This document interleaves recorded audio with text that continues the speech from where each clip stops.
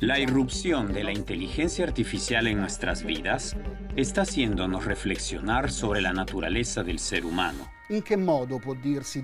¿Cómo él puede afirmar ser diferente y superior a las máquinas superinteligentes? Los expertos responden a esta pregunta poniendo en tela de juicio su mundo interior, el espíritu, habitualmente repleto de todas las esperanzas, angustias, valores, preocupaciones, sueños típicos de los humanos, y todo ello que no es fácilmente codificable en algún algoritmo refinado.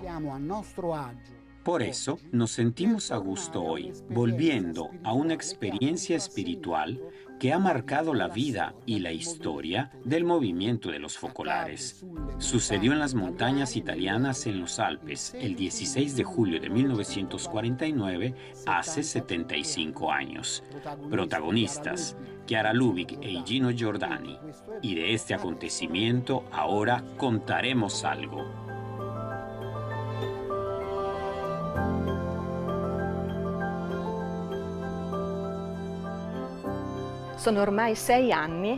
Hace ya 6 años que Chiara ha iniciado con sus primeras compañeras una aventura verdaderamente singular de vida de la palabra evangélica, particularmente intensa. Decimos 6 años porque consideramos como fecha de inicio del movimiento de los focolares el 7 de diciembre de 1943. Desde hacía un tiempo estábamos concentrados en un nuevo punto, la palabra de Dios. Y la vivíamos con una intensidad increíble. Continuamente en el momento presente la vivíamos, pues en aquel entonces no existían estructuras, obras a las cuales dedicarnos. Se trataba de vivir la palabra. 1949 è un anno particolare. 1949. Es un año especial para la historia del mundo. Se empiezan a experimentar las grandes divisiones que a nivel mundial darán lugar más tarde a la Guerra Fría. En fin, es un año complicado en una época complicada, en la que las grandes ideologías de derecha e izquierda dividen el mundo. Esto es lo que hacen las ideologías. La chispa que se enciende el 16 de julio de 1949 con el pacto entre Chiara Lubich y Gino Giordani está al servicio de la recomposición en unidad de esta humanidad en vía de desintegración. En 1948, hacia finales de 1948, Chiara se traslada a Roma. Este es también un pasaje importante y desafiante.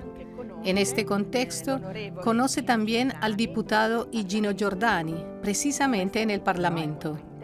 Esta vida, sin embargo, es muy intensa. Sienten la necesidad de un momento de descanso. Y en un momento dado, llegan a las montañas. Y allí se les une Gino Giordani, a quien Chiara llamaba Foco. Era el primer año que se andaba tutti insieme a fare un po' di villeggiatura. Era el primer año que nos íbamos todos juntos a tomar unos días de vacaciones y me invitaron a mí también. Bien, fuimos a un pueblecito cerca de Fiera de Primiero, se llamaba Tonadico. Yo también fui allí al principio. Pasé unos 10 días con ellos, con las focolarinas. Recuerdo que las focolarinas iban a dormir a una especie de cobertizo llamado baita, que pertenecía a Lía, una de las primeras focolarinas. Yo fui a un hotel. Chiara Lubich e Gino Giordani, quindi. Chiara Lubich e Gino Giordani, por tanto. Dos personalidades seguramente muy diferentes. Y Gino Giordani es una persona madura, un padre de familia, un diputado, una persona con gran experiencia en el ámbito cultural, pero también humano. Chiara Lubich, una joven entusiasta de la vida y del Evangelio. Y Gino Giordani ve en Chiara una persona que puede acompañarlo en su permanente búsqueda de un camino de santidad. Io volevo Yo quería realizar un poco lo que era mi fijación o ideal, no sé qué decir, y quería formar parte de esta comunidad que estaba surgiendo, pero formar parte de ella orgánicamente, no solo espiritualmente, moralmente. Y así un día le propuse a Chiara, dije, oye Chiara, quisiera hacer un voto de unidad, vincularme de por vida al movimiento para ser un focolarino, aunque sea padre de familia, aunque sea diputado en el Parlamento, aunque sea periodista, escritor, etc. Yo en aquel momento no lo entendí. No lo comprendí porque yo no entendía hacernos santos solo los dos. Yo entendía todos, que todos sean uno. No dos uno, sino todos uno. Y recuerdo que me dije, pero tal vez puede haber algo en Foco que se deba salvaguardar. Chiara no siente esta petición como algo que tenga resonancia en su alma. Al mismo tiempo, quiere captar la inspiración que indudablemente tiene Igino Giordani. Bien, en esto ya se ve una capacidad, mutuamente, de hacer sitio a la idea del otro, a la personalidad del otro. ¿Qué les parece hacer? A sugerencia de Chiara, en vez de un voto, hacen un pacto. Fanno un patto. Entonces le dije, mira, hagamos así. Yo no logro entender esta unidad solo entre dos, porque yo quiero que todos sean uno. Hagamos entonces así. Mañana vamos a misa y a la Santa Comunión. Y en la comunión a Jesús que entra en mi corazón y a Jesús que entra en el tuyo, le diré, úneme a Foco como tú sabes, yo no lo sé. Y tú di lo mismo. Úneme a Chiara como tú sabes.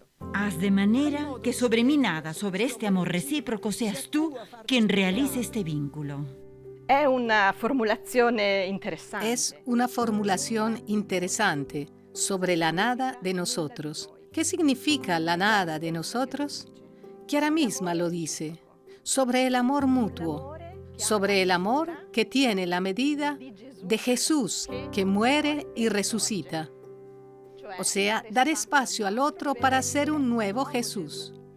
Es precisamente esta presencia del resucitado entre ellos la que crea un vínculo, dice Chiara, mejor que el que Foco había propuesto. L'abbiamo fatto. Hicimos así. Y salimos de la iglesia y Foco tenía que volver a la sacristía porque los padres estaban esperando una conferencia suya. Él era famoso también por eso. Yo estaba afuera esperando a Foco, pero pensé volver a entrar en la iglesia a esperarlo. Estoy allí por rezar a Jesús Eucaristía que estaba en el sagrario. Voy a decirle, Jesús, pero no puedo. De hecho, el mismo Jesús que estaba en el sagrario estaba también aquí dentro. Y que Jesús Eucaristía en mí y en Foco había actuado realmente como vínculo de unidad entre Foco y yo, porque nosotros éramos nada, nada yo, nada él. Jesús Eucaristía, había quedado Jesús, Jesús. Sobre nuestras dos nadas había quedado solo él.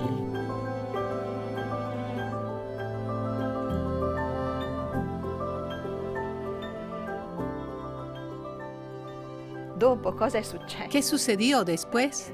Bueno, digamos que inmediatamente Chiara se dirige a sus compañeras y les pide que al día siguiente repitan el mismo pacto. Así se forma inmediatamente un cuerpo compuesto por más personas. Il patto è stata un'esperienza mistica. El pacto fue una experiencia mística, íntima, entre Chiara Lubich y Gino Giordani y los primeros miembros de la entonces naciente comunidad de los focolares. Fue un acontecimiento fecundo, del que emanaron después proyectos, iniciativas, corrientes.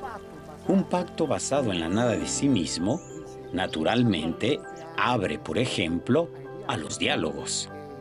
El movimiento de los focolares está comprometido hoy en la promoción del diálogo entre las distintas iglesias cristianas, con las otras confesiones religiosas, con los hombres y mujeres de distintas formas de ver y concebir el mundo, con el mundo de la ciencia y de la cultura.